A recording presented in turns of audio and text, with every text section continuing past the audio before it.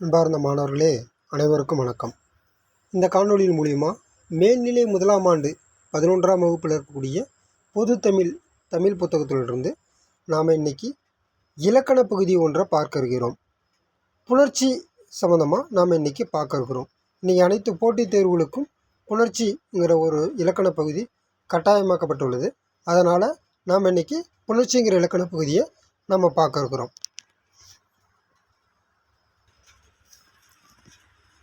புணர்ச்சி. நாம் பேசும்போது சில சொற்களை ஒன்றன் பின் ஒன்றாக அடுக்கி ஒரு சொல் போல பேசுகிறோம். ஒரு சொல் போலவே பேசுகிறோம். எழுதும்போதும் அவ்வாறே எழுதுகிறோம். இப்போ உதாரணமாக தமிழரசி ஒரு வார்த்தை, நாட்டுப்பண் ஆகிய இச்சொற்கள் ஒரு சொல் வடிவம் உடையன. ஆயினும் இவை இரண்டும் சொற்களின் சேர்க்கையாக. இவை இரண்டும் எப்படி இருக்கு? இரண்டு சொற்களின் சேர்க்கை. எப்படி சொல்கிற? தமிழரசி அப்படி வார்த்தையில் தமிழ், அப்புறம் என்ன இருக்குது? அரசி, இரண்டு சொற்கள் இருக்கா? நாட்டுப்பண் அப்படிங்கிற ஒரு வார்த்தையில், நாட்டுப்பண்ங்கிற ஒரு வார்த்தையில் நாடு, இன்னொன்று பண்ங்கிற ஒரு வார்த்தை இருக்கா? அப்போ இரண்டு சொற்கள் இருக்குது. அப்போ இதை பற்றி பேசுவது தான் இந்த இரு சொற்களின் வடிவம். ஆயினும் இவை இரண்டு சொற்களின் சேர்க்கையாகவே இந்த வார்த்தை இருக்குது. இப்போ அடுத்து பாருங்கள், இவற்றை முதலில் இருக்க சொல்லிப்பா தமிழரசிங்கிற வார்த்தையில் தமிழ் கூட்டல் அரசின்னு வரும்போது முதல் வார்த்தை என்ன? தமிழ். அப்போ இது முதல் நிலைமொழி. ஆரம்பத்தில் வர்றது நிலைமொழி. அதனோடு வந்து சேரும் சொல்லை இரண்டாவது வர்றது என்னது? அரசி.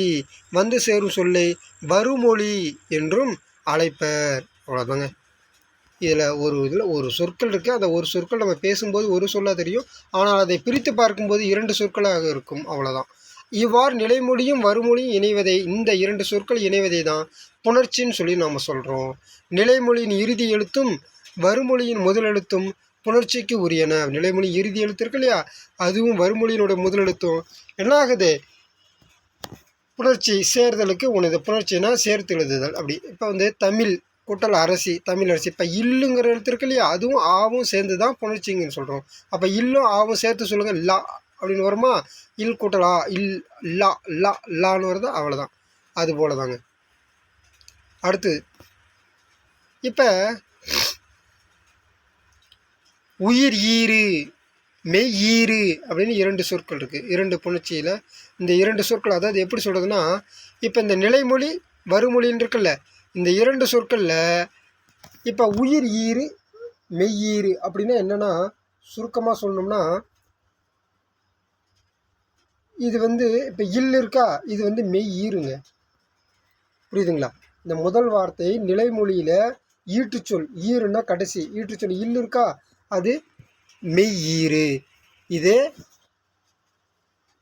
நாடுங்கிற வார்த்தை இருக்கா, இதில் டூங்கிற வார்த்தையை பார்க்கும்போது அது என்னது? இட்டு கூட்டல் ஊன்னு இரண்டு சொற்களாக பிரிக்கலாமா? இட்டு கூட்டல் ஊ இரண்டு சொற்களாக பிரித்தா தானே டூங்கிற ஒரு வார்த்தை தெரியும், உயிர்மை எழுத்து வரும். அப்போ இதில் என்ன ஈராக வந்திருக்கு? உயிர் எழுத்து. ஊங்கிறது என்னது? ஈற்று உயிர் எழுத்து.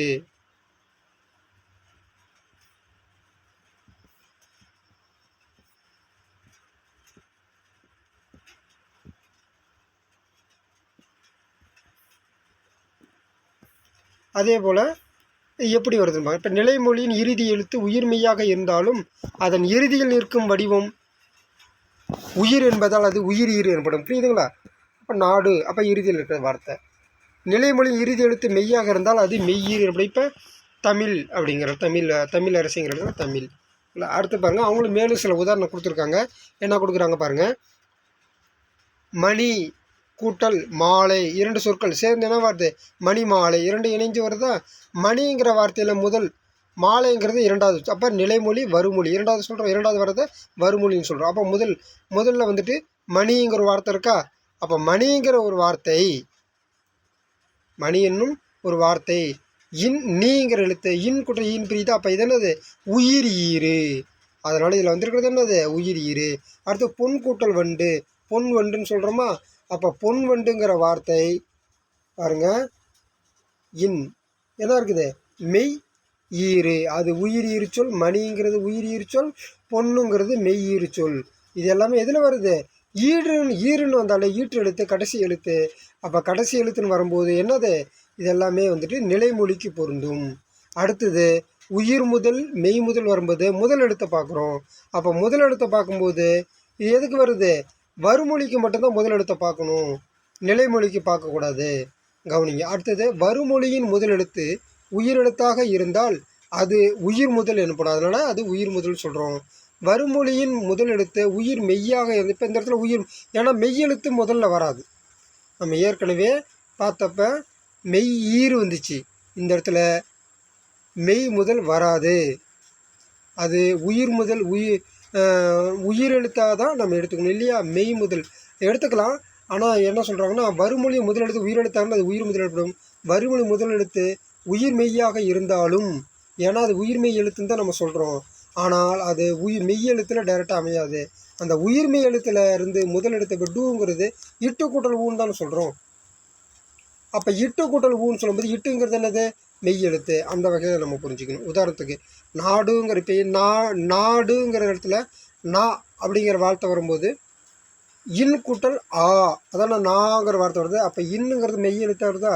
முதல் மெய் முதல் அப்படின்னு சொல்லுவோம். இப்போ அடுத்து உங்களே உதாரணம் கொடுக்குறாங்க பாருங்கள். வாழை கூட்டல் இலை. இப்போ இதில் வந்து நம்ம எதை சொல்கிறோம்? இலைங்கிற வார்த்தையை நம்ம பார்க்குறோம். இப்போ இலைன்னு சொல்லி பார்க்கும்போது பாருங்கள், இலை உயிரெழுத்து வருதா? உயிர் முதல். அடுத்தது தமிழ் நிலம், நிலம் நீ பிரிக்கும்போது இன் கூட்டல் இ, மெய் முதல் வருதா? அவ்வளோதாங்க.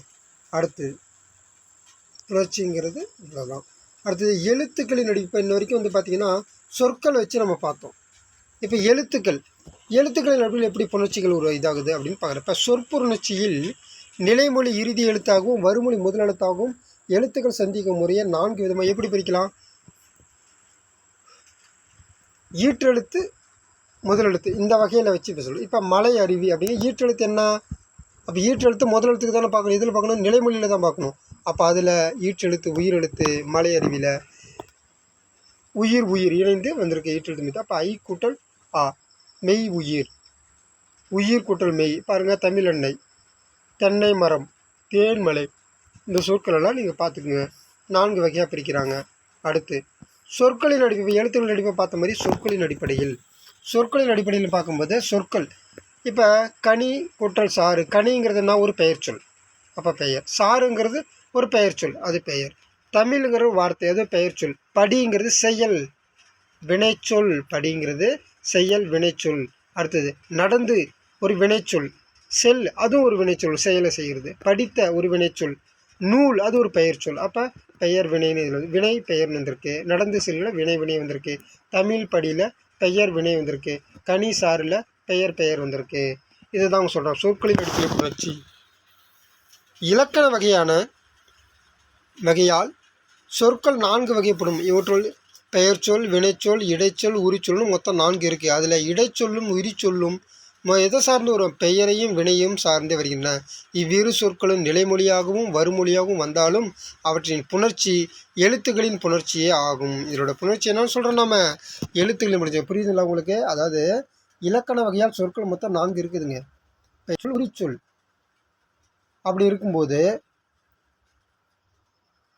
பெயரையும் வினையும் சார்ந்து வருது இந்த இடைச்சொல்லும் உரிச்சொல்லும். இவ்விரு சொற்களும் என்ன சொல்கிறாங்க? நிலைமொழியாகவும் வருமொழியாகவும் வந்தாலும் அவற்றின் புணர்ச்சி எழுத்துக்களின் புணர்ச்சின்னு சொல்கிறோம். அதுதான் இது. புரியுதுங்களா? இதெல்லாம் இந்த சொற்கள் பெயர்ச்சொல், வினைச்சொல், இடைச்சொல், உரிச்சொல் இருக்கு இல்லையா? இது இணைஞ்சு வந்தாலும் இதெல்லாம் என்னன்னு சொல்கிறோம்? நம்ம சொற்களின் புணர்ச்சியாக நம்ம எடுத்துக்கிறோம். புணர்ச்சி என்பது எழுத்துக்களின் சந்திப்பாகவும் சொற்களின் சந்திப்பாகவும் அமைகிறது. எனவே எழுத்துக்களும் சொற்களும் ஒலிக்கூறுகளாகவும் பொருள் கூறுகளாகவும் சந்திக்கும் நிகழ்வே புணர்ச்சியாகும். புணர்ச்சி என்பது எழுத்துக்களின் சந்திப்பு. சரிங்களா? இப்போ 2 எழுத்துக்கள் சொன்னால் தமிழ் அரசின்னு சொல்லும்போது தமிழ் கூட்டல் அரசி லாவா வந்துருச்சு சந்திப்பாகும். சொற்களின் சந்திப்பாகும். சொற்கள் சந்திப்புனா கனி கூட்டல் சாறு, கனிச்சாறு இச்சு போட்டு எழுதுறோமா? சொற்களின் சந்திப்பாகவும் அமைகிறது. எனவே எழுத்துக்களும் சொற்களும் ஒலி கூறுகளாகவும் பொருள் கூறுகளாகவும் சந்திக்கும் நிகழ்வே புணர்ச்சியாகும். அடுத்தது குற்றிய லுகர ஈறு சொற்கள். குற்றிய லுகர சொற்கள் அப்படின்னு மொத்தம் 6 வகையான எழுத்துக்கள் இருக்குது. 6 வகையான எழுத்துக்கள். என்னது? கசட தபர அப்படிங்கிற ஒரு வார்த்தையை குசுடு துபுருன்னு எழுதுகிறோம். சரிங்களா? உகரம் சேர்த்து வல்லின மெய் எழுத்துக்களோட உகரம் சேர்த்து எழுதும்போது குசுடு துபுருங்கிற வார்த்தை வரும். சார்பு எழுத்துக்களில் ஆயுதம் சொல்லின் முதலிலோ இறுதியிலோ வராது. ஆயுத எழுத்து வந்து அக்கனா வந்துட்டு என்ன பண்ணுது, சொற்களின் முதல்லையும் வராது இறுதியிலும் வராது, ஆனால் இடையில் மட்டுமே வரும். சரி, குற்றிய லுகரம் அதே மாதிரி குற்றிய லுகரம் சொற்கள் இந்த குசுடு துபுன்னு சொன்னோம்ல, அந்த வார்த்தைகள் இடம்பெற்று வரக்கூடிய இறுதி எழுத்தாக வரும் சரிங்களா, அந்த எழுத்து இடந்து விட்டு வரக்கூடிய சொற்கள், குறிப்பாக நுந்தைங்கிற வார்த்தையை தவிர. சரிங்களா. அடுத்தது குற்றிய லிகரம்னா இப்போ வரகு கூட்டல் யாது அப்படின்னு வரும்போது வரகி யாது அப்படின்னு. அப்போ குற்றிய லிகரமும் இக்காலத்தில் சொல்லின் முதலில் வராது. நுந்தைங்கிற வார்த்தை வரும், ஆனால் மீதி எந்த வார்த்தையும் சொல்லின் முதலில் வராது அப்படின்னு சொல்கிறாங்க. புரியுதுங்களா. அப்போ குசுற்றுலுகர சொற்கள் வராது, குற்றிய லிகரம் சொற்கள் வராது அப்படின்னு சொல்கிறாங்க. ஆயினும் குற்றிய லுகரத்தின் 6 வகைகளும் சொல்லின் இறுதியில் வருது. அப்போ 6 வகைகள் சொல்லின் இறுதியில் வருதா. 6 வகைகள் என்னென்ன சொல்கிறாங்க. நெடில் தொடர் குற்றிய லுகரம் ஈரெழுத்து சொற்களாக தான் வரும். வீடு அப்படிங்கிற வார்த்தை ஈரெழுத்து. அப்போ வீடு கூட்டல் இல்லை அப்படின்னு சொல்லும்போது வீடு இல்லை, அது வந்து என்ன ஆகுது, அந்த உகரம் கெட்டு வீடு இல்லைன்னு ஆயிடுது. இதை பின்ன பார்ப்போம். அடுத்தது முரடு கூட்டல் காலை முரட்டு காலை அப்படின்னு சொல்லி நம்ம உயிர்த்தொடர் குற்றிய லுகரத்தில் பார்க்குறோம். அடுத்து அச்சு கூட்டல் பலகை அச்சு பலகை. அப்போ அச்சு இப்பு போட்டு எழுதுகிறோம். வன்தொடர் குற்றிய லுகரத்தில் வல்லினம் மிகும். அடுத்தது பஞ்சு கூட்டல் பொதி பஞ்சு பொதி மென்தொடர் குற்றிய லுகரம். சரிங்களா. இதில் வந்துட்டு இருபெயரொட்டு பண்பு தொகை, அதனால் வந்துட்டு இது என்ன பண்ணுது, வல்லினம் மிகும். பொதி மூட்டையில் குறிப்பாக பஞ்சு பொதி. சரிங்களா. அடுத்தது மார்பு கூட்டல் கூடுங்கிறது பொதுவு, குறிப்பாக மார்பு சொல்கிறது இருபெயரொட்டு இடைத்தொடர் குற்றிய லுகரம். இது வந்து இடைத்தொடர். நல்லா பாருங்கள். எஃகு கூட்டல் கம்பி எஃகு கம்பி ஆயுத கூட்டல். நல்லா பாருங்கள். நெடில் தொடர் குற்றிய லுகரம், உயிர் தொடர் குற்றிய லுகரம், இடைத்தொடர் குற்றிய லுகரம், வன்தொடர் மென்தொடர் ஆயுத தொடர் குற்றிய லுகரம். இந்த 6 வகையான குற்றிய லுகரம் பாருங்கள். எல்லாமே இந்த எழுத்துக்கள் நெடித்தொடர் குற்றிய லுகரம் மட்டும் தான் ஈரெழுத்து சொற்களாக வரும். அதே மாதிரி இந்த டு சு டு து பு ரு எல்லாம் வருதுங்களா, அவ்வளோதான். அடுத்தது மென்தொடர் குற்றிய லுகரம், இடைத்தொடர் குற்றிய லுகரம், இதெல்லாம் பாருங்கள். அதுக்கு முன்னால் எழுத்துக்கள் ரா அப்படிங்கும்போது எரள வளலை, அது ரா வந்துட்டு என்ன வருது, உயிர்மெய் எழுத்து தொடர்ந்து வருதுங்களா. அடுத்தது அச்சுன்னு வரும்போது கசட தபர வன்தொடர் குற்றிய லுகரம், பஞ்சுன்னு வரும்போது மென்தொடர் குற்றிய லுகரம், மார்பு எரள வளை இடைத்தொடர் குற்றிய லுகரம், எஃகு ஆயுதொடர் குற்றிய லுகரம். இந்த எழுத்துக்கள்லாம் இதில் பயின்று வந்துள்ளது. அடுத்து குற்றிய லுகர ஈற்றுடன் வரும் நிலைமொழி குற்றிய லுகர ஈறு அல்லது குற்றிய லுகர நிலைமொழி எனப்படும். இந்த குற்றிய லுகர சொற்கள் இருக்கு இல்லைங்களா, இதனோட ஈற்று சொற்கள் இருக்குதுல்ல, அதோட வரும் நிலைமொழினா அந்த குற்றிய லுகர சொற்களோட வரும் நிலைமொழி என்னன்னு சொல்கிறோம், குற்றிய லுகர ஈறு அல்லது குற்றிய லுகர நிலைமொழின்னு சொல்கிறோம். குற்றிய லுகர நிலைமொழி சொல்லிப்பா. வீடுங்கிற வார்த்தை குற்றிய லுகர நிலைமொழி, இல்லை குற்றிய லுகர ஈறு சொற்கள் புரடு, இதெல்லாம் குற்றிய லுகர நிலைமொழிங்கிற வார்த்தையை பயன்படுத்துகிறாங்க. அடுத்து கவனிங்க. இப்போ இதில் வந்து நமக்கு புத்தக வினாக்கள் என்ன கொடுத்துருக்காங்க, தவறான இணையை தேர்ந்தெடுக்க சொல்கிறாங்க. இப்போ மொழி கூட்டல் ஆளுமை புணர்ச்சியில் எப்படி சொல்லுவோம். இப்போ இது 2 நிலைமொழி இருக்குது. அவங்க என்ன சொல்லிருக்கிறாங்க, மொழி. அப்போ உயிர் கூட்டல் உயிர் 2 சொற்கள் இருக்குது. அப்போ மொழி இறுதியில் மொழிங்கிற வார்த்தையில் லீங்கிற சொல் இல் கூட்டல் ஈ, அப்போ உயிர் ரைட்டு, ஆளுமை ரைட்டு. இது முதல் இது சரியானது, முதல் இது சரி. அடுத்து கடல் கூட்டல் அலை உயிர் மெய். முதல்ல பார்க்கும்போது இறுதி எழுத்தை பார்க்கும்போது அது இல்லுன்னு இருக்குது, ஆனால் மெய்யின் தான் வரணும், உயிர்னு வருது. இரண்டாவது வார்த்தையில் வருமொழியில் அலைன்னு வருது, அது உயிரெழுத்துன்னு வரணும், மெய்ன்னு வருது. அப்போ இது தவறு. அடுத்து தமிழ் கூட்டல் உணர்வு மெய். இல்லு வந்திருக்கா, இல்லு மெய். வந்திருக்கா, உயிர் எழுத்து, அவ்வளோதான். மண் மெய் வந்துருச்சா, வளம். யூ கூட்டல் வா ஆ, இதானே வா, அப்போ மெய். ஓகே, அப்போ எல்லாமே சரி. அப்போ எது இதில் தவறு, இது மட்டும்தான் தவறு.